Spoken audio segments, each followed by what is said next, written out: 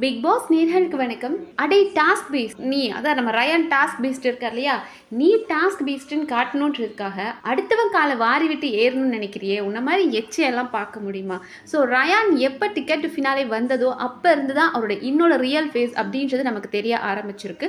அவர் நேற்றுலேருந்து முத்துவை பேடாக project பண்ணிட்டு இருந்தார். நம்ம காலையிலையும் பார்த்தோம், அவர் முத்துவை வந்துட்டு என்ன பயமா, என்னை பார்த்து பயந்து தான் இதெல்லாம் பண்ணுறீங்களா அப்படின்னு கேட்டார். அதுக்கப்புறமாவும் சரி, முத்துக்கு யாரெல்லாம் ஆகாதோ, நேற்று பிரச்சனையில் அருண், ராணவ் இவங்க தான் சம்மந்தப்பட்டிருக்காங்க முத்து கூட. ஸோ முத்துக்கு யார் கூட பிரச்சனை இருக்கோ அவங்கள போய் பிரெயின் வாஷ் பண்ணி அவங்க கிட்ட பாயிண்ட்ஸ்லாம் பேசி வச்சுக்கிறார், என்னென்ன விஷயங்கள் பேசணும். ஏன்னா வீக்கெண்டில் சேது நான் கேட்கும்போது நம்ம நினைக்கிற விஷயங்களை இவங்க பேசணும் அப்படின்றதுக்காக முத்து இப்படி தான் தப்பு பண்ணுறான். முத்து அவங்க ராணவோட அம்மாவை பற்றி அப்படி பேசினா, ராணவே சொல்கிறாரு இல்லை ப்ரோ, மஞ்சரி தான் ரொம்ப வந்து எங்கள் அம்மாவை வந்து ஒரு மாதிரியாக பேசினாங்க. பட் முத்துக்குமரன் என்கிட்ட சொன்னார், உங்கள் அம்மா உனக்கு சப்போர்ட் தான் பண்ணுறாங்கன்னு சொன்னார். பட் நான் வந்து ஸ்ட்ராங்காக ஒரு பாயிண்ட் சொன்னதும் சரி ஓகேடா சாரின்னு சொல்லிட்டு போயிட்டார். மஞ்சரி தான் ரொம்ப பேசினாங்கன்னா, இல்லை மஞ்சரி பேசினாங்க, முத்து இதை பேசினார் பத்தியா அப்படின்னு ராணவை ஏற்றி விடுறது.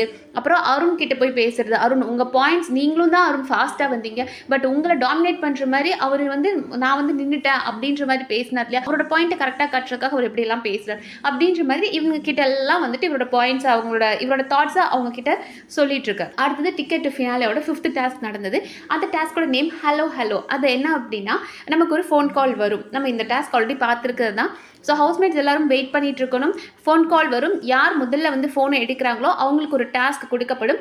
அந்த டாஸ்க்கை அவங்க பண்ணக்கூடாது, அவங்களுக்காக வேற ஒருத்தர் பண்ணணும். இப்போ முத்துக்குமரனுக்கு ஒரு டாஸ்க் வருது. அப்போ முத்து சொல்கிறார், இந்த டாஸ்க்கை வந்துட்டு எனக்காக சௌந்தர்யா பண்ணணும் அப்படின்னு சொல்கிறாருன்னா, சௌந்தர்யா அந்த டாஸ்க்கை பண்ணி முடிச்சாங்கன்னா மொத்தம் 3 பாயிண்ட் கொடுக்கப்படும். அந்த 3 பாயிண்ட்டை வேணும்னா இவங்க ஸ்ப்ளிட் பண்ணி எடுத்துக்கலாம். இப்போ முத்துக்குமரனுக்கு 2 பாயிண்ட், சௌந்தர்யாவுக்கு 1 பாயிண்ட், அது எப்படி வேணாலும் ஸ்ப்ளிட் பண்ணி அந்த பாயிண்ட்டை எடுத்துக்கலாம். ஆனால் முத்துக்குமரனுக்கு ஒரு டாஸ்க்கை கொடுக்கப்பட்டு அந்த ஹவுஸ்மேட்ஸ் அந்த வீட்டில் யாருமே அதை செய்ய மாட்டேன் அப்படின்னு சொல்லிட்டாங்கன்னா -1 பாயிண்ட் முத்துக்கு வரும். ஸோ யார் ஃபோன் காலை எடுக்கிறாங்க, எடுத்து அந்த ஹவுஸ்மேட்ஸ் வந்துட்டு இல்லை உனக்காக நான் இந்த டாஸ்க்கை பண்ண மாட்டேன்னு சொல்லிட்டாங்கன்னா அவங்களுக்கு -1 பாயிண்ட் அப்படின்ற கண்டிஷன் இருந்தது. ஸோ எல்லாருமே அப்படி என்னதான் டாஸ்க்காக இருக்கும், நம்ம எல்லாரும் வெயிட் பண்ணுவோம் அப்படின்னு ஆர்வமாக வெயிட் பண்ணிட்டு இருக்காங்க. ஃபோன் கால் வந்தது. ரயான் அண்ட் முத்து பயங்கர ஃபாஸ்ட்டாக ஓடி வந்தாங்க. ஆனால் ரயான் தான் முதல்ல ஆரம்பிக்கிறார் முத்துவை தள்ளி விடுறதுக்கு, சைடாக தள்ளி விடுறார். ஓடி வரும்போது அவரோட கையை வச்சே முத்துவை தள்ளி விடுறார். நம்ம போய் ஃபஸ்ட்டாக எடுத்துடலாம் அப்படின்னு அவனுக்கு வெறி. நீ டாஸ்க் விளையாடு, நீ டாஸ்க் பீஸ்ட்டுன்னு உங்கள் ஃபேமிலி சொன்ன மாதிரி ப்ரூவ் பண்ணு. ஆனால் இவ்வளோ கேவலமாக விளையாண்டு உன்னோட ரியல் ஃபேஸை வெளியே காமிச்சிட்டு இருக்கு பார்த்தியா, அதுதான் இங்கே நடந்துட்டுருக்கு. ஸோ தள்ளி விடுறாரு. பட் முத்தும் அப்போ அவன் நம்மளை தள்ளி விடும்போது நம்ம என்ன பார்த்து சிரிச்சிட்டு இருக்க முடியுமா? ஸோ முத்தும் அவரை தள்ளி விட்டு முதல்ல வந்து கை வச்சது, அந்த ஃபோனில் கை வச்சது யாருன்னா முத்து தான். அதுக்கப்புறம் தான் ரயான் கை வச்சார். பட் அவன் ஒரு கிரை பேபி, ஒத்துக்கவே மாட்டான். இல்லை நான் தான் ஃபஸ்ட்டாக கை வச்சேன் அப்படின்றான். பக்கத்தில் ஜாக்லின் இருந்து பார்த்துக்கிட்டே இருந்து ஜாக்லினும் என்ன சொல்கிறாங்கன்னா, முத்து தான் ஃபஸ்ட்டாக கை வச்சான் அப்படின்னாங்க. ஜாக்லின் பார்க்கலனாலுமே அவங்க முத்துன்னு தான் சொல்லுவாங்க. அதுக்கு ரீசன் என்னன்றது நமக்கு நல்லாவே தெரியும். ஸோ முத்துக்கு கொடுக்கப்பட்ட டாஸ்க் அதை 90 செகண்ட்ஸில் கப் டவர் மேக் பண்ணணும். ஸோ கீழே முதல்ல 10 கிளாஸ், அப்புறம் 9, 8, 7 அப்படின்ற மாதிரி ஒரு டவர் ஷேப்க்கு கொண்டு வரணும். ஆனால் 90 செகண்ட்ஸ் கொடுக்கப்படும் அப்படின்னு சொல்லும்போது இந்த டாஸ்க்கை நம்ம கொடுக்க போகிறோம். இப்போ முத்துக்குமரன் பேசியிருக்காரு, இந்த டாஸ்க் அவர் யாருக்கு கொடுக்க விருப்பப்படுறாருன்றதையும் பிக் பாஸ் கிட்ட சொல்லணும். அப்போ அவர் யாரை சொல்கிறார் அப்படின்னா, நம்மளோட ஜாக்லினை சொல்கிறார். ஏன்னா ஜாக்லின் கரெக்டாக அந்த டைமுக்குள்ளே கரெக்டாக வைப்பான்ற ஒரு நம்பிக்கையில் ஜாக்லினை சொல்கிறாரு. அப்படின் போது ஜாக்லினுக்கு பயம் வந்துருச்சு. 90 செகண்ட்ஸில் நம்ம இதை பண்ணணும், கொஞ்சம் கஷ்டம்தான். பட் தப்பாயிடுச்சு அப்படின்னா பார்க்குறவங்க நம்மளை தப்பாக நினச்சிருவாங்க. ஐயோ ஜாக்லின் வாண்டடாக பண்ணிட்டாலோ அப்படின்ற மாதிரி நினைப்பாங்க. ஸோ டெஃபினட்டாக இது ரிஸ்க்கான ஒரு டாஸ்க் தான். ஸோ நான் பண்ணலை, எனக்கு இது பயமாக இருக்குது, நீ வேறு யாரையாவது கேளு, நீ ரயானை கேட்டுப்பாரு அப்படின்ட்டாங்க. அப்புறம் அருணும் சொன்னார், நீ என்கிட்ட கூட சொல்லு, நான் கூட செய்வேன் அப்படின்னு. அருண் வந்து நீ என்னை ட்ரஸ்ட் பண்ணு, நான் பண்ணுறேன் அப்படின்னாரு.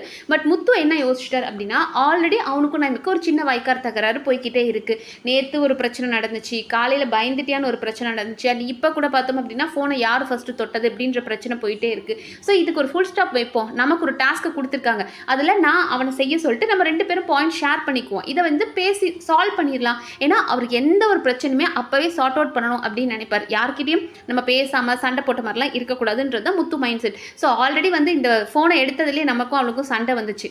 ஜாக்லினை கொடுக்கலாம்னு நினச்சோம். ஸோ ஜாக்லின் இப்போ முடிக்கலன்றனால ரயானுக்கு கொடுத்து அவனுக்கு ஒரு பாயிண்ட் கொடுத்து நமக்கு 2 பாயிண்ட் எடுத்தோம் அப்படின்னா ஓரளவுக்கு அவனும் பேலன்ஸ்டாக இருப்பான்றதுக்காக ரயான் கிட்ட கேட்குறாரு. ரயான் 90 செகண்ட்ஸ் பீஸ்னா பண்ண முடியுமாடா அப்படின்னு கேட்கும்போது சரி ஓகே முத்து நான் பண்றேன் அப்படின்ட்டாரு ரயான். ஸோ முத்துக்கு ஒரு கான்ஃபிடன்ஸ் வந்துச்சு. சரி ரயான் வந்துட்டு அவனை ப்ரூவ் பண்றதுக்காக தான் அவன் பண்ணுவான். ஏன்னா அவன் கொஞ்சம் பெர்ஃபெக்டா எந்த டாஸ்க்னாலும் பெர்ஃபெக்டா விளையாண்ட பையன். ஸோ அவன்கிட்ட இந்த டாஸ்க்கை கொடுக்கும்போது ஏன்னா இதுல அவனும் சம்மந்தப்பட்டிருக்கான்றனால அவன் நல்லா தான் பண்ணுவான் அப்படின்னு இவர் நினைச்சிட்டாரு. ஸோ அதனால ஓகே நீ பண்ணலாம் அப்படின்னு போயிட்டாங்க. ஆனால் அங்க போய் ரயான் ஒரு ஆட்டம் ஆடினார் பாருங்க. அவர் ரொம்ப ப்ரொஃபஷனலா வைக்கிற மாதிரியும் நான் வந்து பெர்ஃபெக்டா வைக்கிறேன் அப்படின்ற பேர்ல ஒரு 10 கப்பை கீழே அடுக்கிறதுக்கு அவனுக்கு எவ்வளவு நேரம் ஆகும்? அந்த 10 கிளாஸை வைக்கிறாரு, அப்புறம் அதை அலைன் பண்றாரு, அதுக்கப்புறம் அதை எண்ணி பார்க்கறாரு. உனக்கு வெறும் 90 செகண்ட்ஸ் தான் இருக்கு அப்படின் போது நீ எவ்வளவு ஃபாஸ்டா பண்ணணும்? முத்துக்குமரன் அப்பவே சொல்றாரு ஒரு கப்புக்கு 1.5 செகண்ட் தான் நீ எடுக்கணும், அதுக்கு மேல நீ எடுக்க கூடாது. அந்த 10 கப்பை கீழே வச்சுட்டு அவ்வளோ நேரம் கவுண்ட் பண்றாரு. அப்புறம் அந்த கப்பு கீழே பறந்து விழுகுது, அதை எடுத்து வச்சிட்டு இருக்கிறாரு. அதுக்கப்புறம் அலைன் பண்றாராம், ஒவ்வொன்றையும் அப்படியே நேரா வைக்கிறாங்க. நீ வைக்கும் போதே நேரா வைக்காம கொஞ்சம் கொஞ்சம் தப்பா கிராஸா வச்சுட்டு அப்புறம் அதை மறுபடியும் அலைன் பண்றேன்னு சொல்லி கையை வச்சு இதெல்லாம் பண்ணிட்டு இருக்காரு. இதுலயே டைம் போயிடுச்சு வைக்கிறாரு. பட் டைம் ஓவர் ஆயிடுச்சு. ஸோ இந்த டாஸ்க்ல தோத்ததுனால கேம்ல இருந்து முத்து வெளியேற்றப்படுறார். ஏன்னா முத்துக்கு கொடுக்கப்பட்ட டாஸ்க்கை ரயான் பண்ணாதனால முத்து வெளியேற்றப்படுறார். ஸோ அவருக்கு ரொம்ப பெரிய வருத்தம் இருக்கு. முத்துக்கு ரொம்ப பெரிய வருத்தமா இருக்கு. முந்திரி கொட்டை மாதிரி ஃபர்ஸ்டா போய் அவுட் ஆயிட்டமே, சரி நம்ம நம்பணும், ஏதோ நம்ம ட்ரை பண்ணி தான் தோத்து போனோம், நம்மளால முடிஞ்ச அளவுக்கு ஃபர்ஸ்டா போய் அவரால் என்ன பண்ண முடியும்? இது வந்து இன்னொருத்தரை பேஸ் பண்ண டாஸ்கா தான் இருக்கு. இது ரொம்ப யோசிச்சு விளையாடணும்.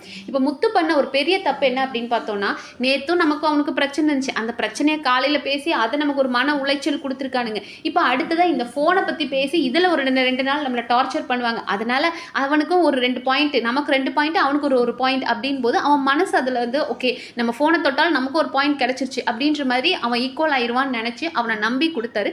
ஆனால் நம்பிக்கை துரோகம் ரயான் இங்க பண்ணிட்டார். அவர் நினைச்சாருன்னா இன்னும் ஃபாஸ்டா பண்ணிருக்கலாம். ரயானுக்கு அந்த எஃபிஷியன்சி இருக்கு.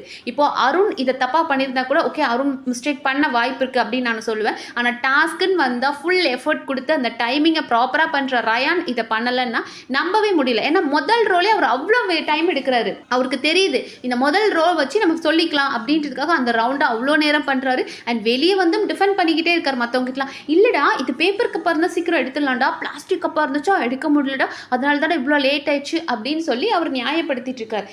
இந்த டிக்கெட் ஃபினாலே கேம் அப்படின்றது நீங்க அடிச்சு ஃபைனல்ஸ்க்கு போறீங்க அப்படின்றதெல்லாம் செகண்டரி. அதை தாண்டி நீ எந்த அளவுக்கு சீரியஸா எடுத்து என்ன பண்ற அப்படின்றத மக்கள் பார்ப்போம். இப்போ இன்னைக்கு முத்துக்குமரன் முதல் ரவுண்ட்லேயே வெளியேறி இருக்கலாம். இந்த டிக்கெட் ஃபினாலோட 5th டாஸ்க்ல முதல் ஆள் அவர் வெளியே போயிருந்தாலும் அவர் போட்ட எஃபர்ட் அப்படின்றது பேசப்படும். ஏன்னா இன்னைக்கு 2 பேர் தான், ரயான் அண்ட் முத்து 2 பேரும் அவ்வளோ ஃபாஸ்டா ஓடுறாங்க. எந்த இடத்துலையும் முத்து தப்பு பண்ணவே இல்லை. ரயான் தான் முதல்ல அவனை வந்து தள்ளி விடுறாரு, முத்துவை தள்ளி விடுறாரு ரயான். அதுக்கப்புறம் தான் முத்துவும் அவனை தள்ளி விட்டுட்டு ஆனால் முதல் ஆளா ஓடி வந்து அவ்வளோ ஃபாஸ்டா ஓடி வந்து அந்த போனை தொட்டார். ஸோ எங்களை பொறுத்த வரைக்கும் அந்த டாஸ்க்கை கம்ப்ளீட் பண்றவர் இல்லையா, அந்த டாஸ்க்குக்காக அவர் போடுற எஃபர்ட் ரொம்ப பெருசா தெரியுது. அதை தான் மக்கள் பார்ப்பாங்க. உங்களுக்கு இங்க ஒவ்வொரு டாஸ்க்கும் கொடுக்கப்படுறது வந்துட்டு நீங்க அந்த டாஸ்க்ல வின் பண்ணணுன்றதுக்காக கிடையவே கிடையாது.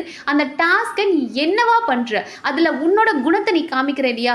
இன்னைக்கு முத்து நினைச்சிருந்தாருன்னா அந்த டாஸ்க்கை ரயானுக்கு கொடுத்துருக்கவே வேண்டாம். ஓகே ஜாக்லின் பண்ணலையா, அடுத்தது மஞ்சுரி இல்ல அருண் யாருக்கு வேணாலும் கொடுத்துருக்கலாம். ஆனால் அவர் ஏன் ரயானுக்கு கொடுத்தாருன்னா நம்ம 2 பேருமே போனை தொட்டோம், சரி அந்த ஒரு பிரச்சனை போயிட்டு இருக்கு, ஸோ உன்னையும் கன்சோல் பண்ணும், எனக்கும் 2 பாயிண்ட் உனக்கும் 1 பாயிண்ட் உன்னை கொடுத்து உன்னை கன்சோல் பண்ணணும் அப்படின்னு நினைச்சார் இல்லையா. அதுல தான் முத்து தப்பு பண்ணிட்டார். அண்ட் அதுல தான் அவரோட குணத்தை காட்ட முடியுது. உனக்கு நம்பி அந்த டாஸ்க்கை கொடுத்தார், பட் நீ ப்ராப்பரா பண்ணல அப்படின் போது நீ யாரு? உனக்குன்னு ஒரு டாஸ்கா இருந்தா நீ உன் உயிரை கொடுத்து விளையாடுற. ஆனால் இன்னொருத்தன் முத்து அந்த இடத்துல வந்து நிக்க கூடாது, அவன் நம்மளை விட ஸ்ட்ராங்கா இருக்கிறான், ஸோ அவனை ஃபர்ஸ்ட் ரவுண்ட்ல எலிமினேட் பண்ணணும் அப்படின்றதுக்காக தான் வேணும்னே முதல் ரோலே அவ்வளோ நேரம் டைம் ஓட்டுனீங்க. ஸோ இதுல ரயான் யார் அப்படின்றது தெரியுது. நீங்க பாருங்க ரயான் கண்டிப்பா நீங்க டிக்கெட் ஃபினாலே அடிக்கணும். ஏன்னா இந்த ஒவ்வொரு டாஸ்க்லயும் உங்களோட ரியல் ஃபேஸ் அப்படின்றது ரிவீல் ஆயிட்டு இருக்கு. நீ எவ்வளோ பெரிய செல்ஃபிஷ் அண்ட் எவ்வளோ பெரிய மேனிபுலேட்டிவ், உனக்கு நல்லா பேச தெரியுது, ஒரு விஷயத்த உனக்கு தகுந்த மாதிரி உன்னால மாற்றிக்க முடியுதுன்றதுக்காக காலையிலிருந்து உட்காந்து கதறிட்டு இருக்கா. நேற்றுலேருந்து ஆரம்பிச்சிட்டாரு. அண்ட் காலையில் ஒவ்வொருத்தருக்கிட்டையும் முத்துவை பற்றி தப்பாக பேசுறதாகட்டும், இல்லை முத்துவை கேம்லேருந்து வெளியே எடுக்கணும் அப்படின்றதுக்காக கன்னிங்காக ஒரு ப்ளே பண்ணதாகட்டும், இப்படிலாம் நீ பண்ணி டிக்கெட் ஃபினாலே அடிச்சிரு. அப்படி இல்லைன்னா அடுத்த வாரம் நீ தாங்க மாட்ட.